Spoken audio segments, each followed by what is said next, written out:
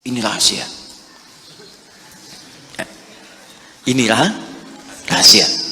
Ada seorang sahabat, hadisnya sahih, dikutip kemudian oleh Sayyid Qutb juga dalam kitabnya Al-Aqaid Al-Islamiyah.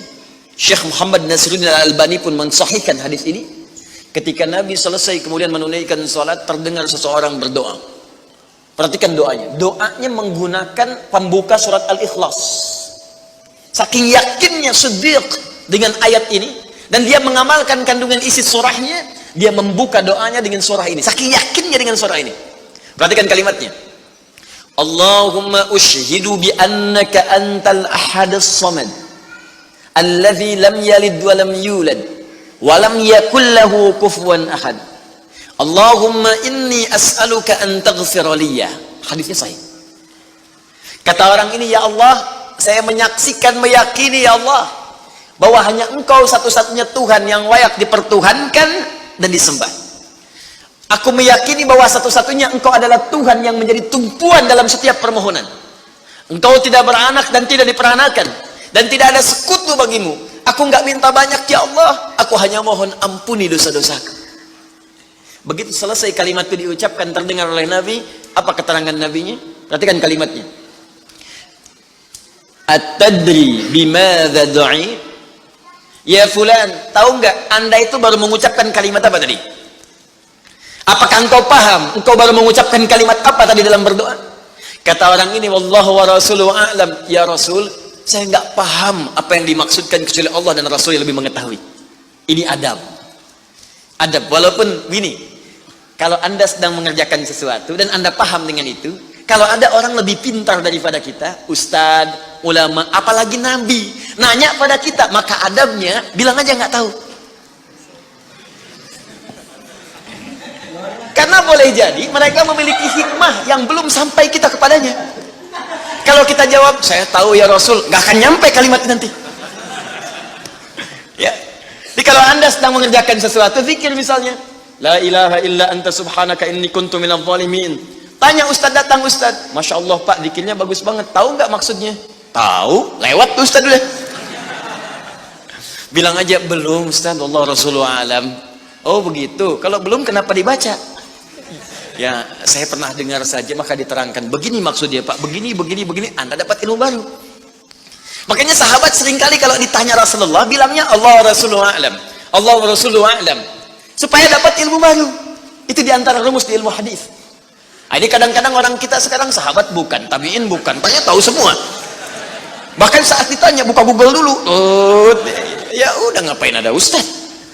Allah wa Rasulullah alam. Maka apa jawab Nabi? Laqad da'auta bi asma'illahil a'zam.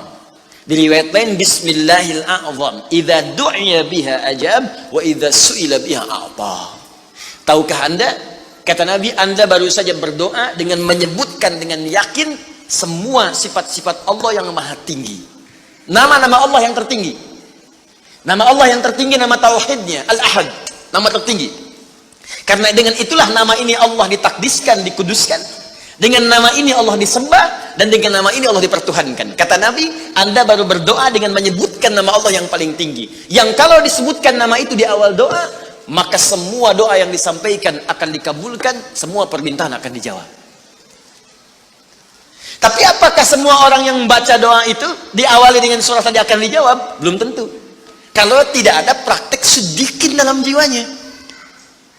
Orang dulu minta dijawab, orang sekarang sama kalimatnya. Usyhadu bi annaka antallahul ahad, as-samad, alladzi lam yalid wa lam yulad wa lam yakul lahu kufuwan ahad. Ya Allah, lancarkan rezeki saya. Tetap aja lambat dari atas. Kenapa? Karena inti ayat itu tidak dipraktekkan dulu. Diyakinkan dalam jiwa kita, benarkan ayat itu, amalkan, pakai dalam doa. Jadi, dan itu buktinya.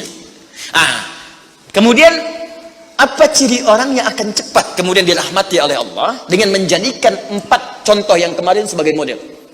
Nabi, Siddiqin, Syuhada, satu lagi Salihin, orang yang mengumpulkan amal soleh. Ingat, semua Bapak Ibu sekalian, ingat kalimat ini. Saya perlambat sedikit. Bonus yang Allah berikan kepada orang yang menjadikan 4 ini sebagai model dalam kehidupan, bonus cepatnya, maka amalan yang ia kerjakan akan mempermudah doa dia dikabulkan. Tadi saya contohkan siddiqin kan. Syuhada nggak usah ditanya. Orang-orang para syuhada itu bahkan sebelum wafatnya diberikan jalan-jalan kemudahan oleh Allah. Bahkan sebelum wafat kalau benar syahidnya, itu banyak doanya yang dikabulkan. Bukankah para ulama bagian dari mujahid fisabilillah? Berapa banyak para ulama yang mengangkat tangannya dikabulkan? Imam Ahmad bin Hanbal pernah lewat, kemudian ada seorang mengatakan, "Syekh, anak saya sakit, tolong doa kepada Allah." Kata Imam Ahmad, "Kamu ini doa-doa sendiri," katanya. Imam Ahmad ingin mengajarkan, kamu kan masih punya lisan, kamu masih punya kemudian kekuatan, minta dulu sama Allah supaya ada ikhtiar. Orang itu tiba-tiba pulang, ya dengan perasaan dia agak kecewa karena Imam Ahmad tidak mendoakannya. Ternyata ketika dia pulang, Imam Ahmad berdoa kepada Allah, "Ya Allah, sembuhkan anak si fulan itu." Pulang, anaknya sembuh. Allahu Akbar. Di doa ulama itu kalau benar kealimannya, kalau benar ilmunya dan khasyahnya kepada Allah, itu hujah di lisannya, bahkan firasatnya nyata.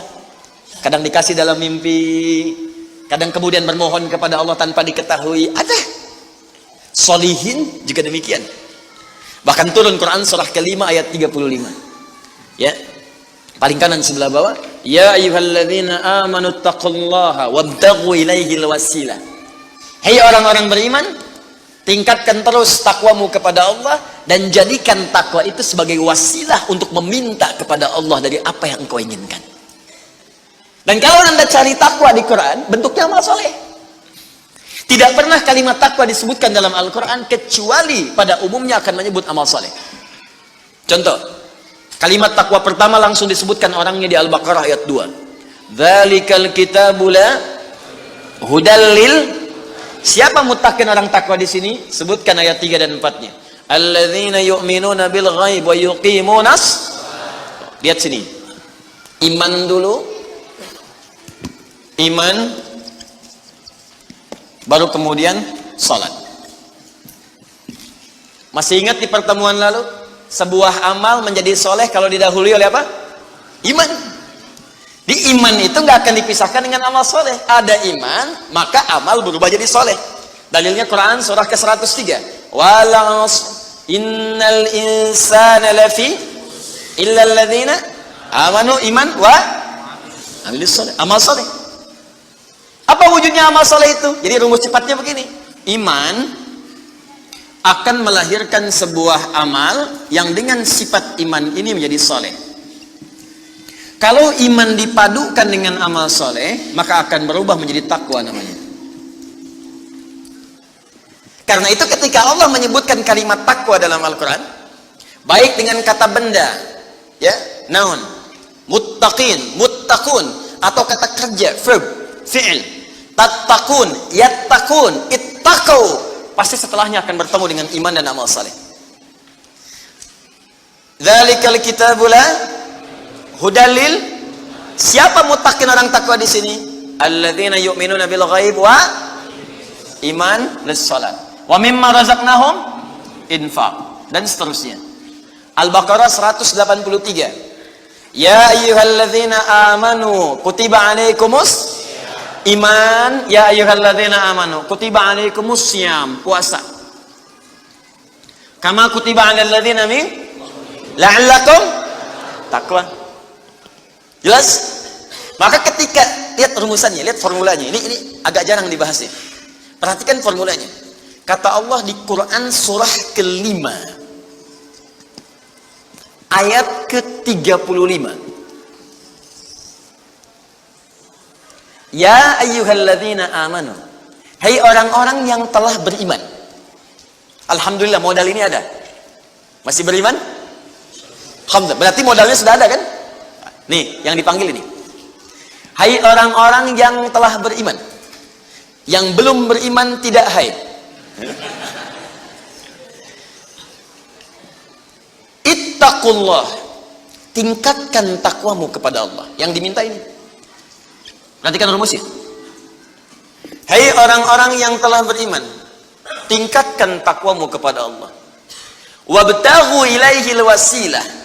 Dan carilah dengan peningkatan takwa ini wasilah untuk mengabulkan doa-doa yang kita mohonkan. Jadi kalau kita ingin cepat dikabulkan doanya, dituntaskan persoalan hidupnya, maka kata Allah rumusnya tingkatkan apa? Takwa. Sekarang kita ingin tingkatkan takwa, apa rumusnya?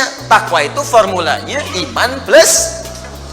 Nah, intinya di sini amal soleh. Jadi kalau kita kumpulkan amal soleh, kumpulkan, itu salah satunya ciri meningkatkan takwa. Kenapa takwa ditingkatkan? Untuk mengentaskan problem kehidupan kita.